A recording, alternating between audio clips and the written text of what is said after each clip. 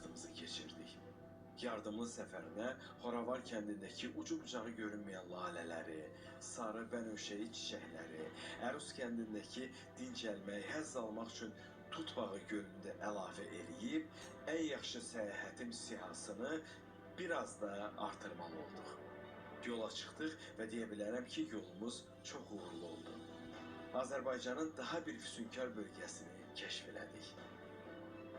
Yer üzərində çox insan var ki, bu gözəlliklərdən xəbəri yoxdur. İndi siz bilirsiniz ki, yer kürəsində möcüzələrlə dolu belə bir diyar var. Adı da Yardımlıdır. Biz sizi kəşflərimizin ardınca gəlməyə dəvət edirik. Paytaxt Bakıya nisbətən Yardımlıda həyat biraz yavaş gedir. Burada sən heç yana, heç yerə tələsmirsən, əksinə. Hər gün həyatdan zövq alaraq yaşayırsan. Üstəgəl də burada gəzməli, görməli yerlər, çoxlu hekayələr diqqət çəkir. Yardımlıya gəlmək üçün mən sizə çox səbəb deyə bilərəm. Amma ən yaxşısını yerli sakinlər bilir.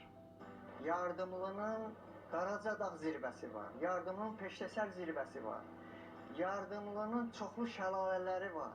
Yardımlıya gəlmək üçün səbəb çoxdur. Biri elə bizim alarkən gözəl dağları var, insanları qonaqpərvərdir.